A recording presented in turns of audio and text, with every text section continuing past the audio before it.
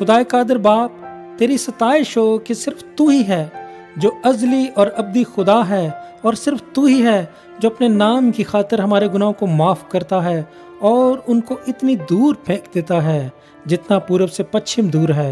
तेरी तारीफ और तमजीद हो कि सिर्फ तू ही है जो दुखों और मुसीबतों में हमारी मदद करता है, और जब हम फरियाद करते हैं और तुझे पुकारते हैं तो तू हमारी सुनता है, और तेरा रहम और तरस हमारी मदद करता है और हमें बचाने के लिए ए बाप तू हमेशा आसमान से मदद भेजता है।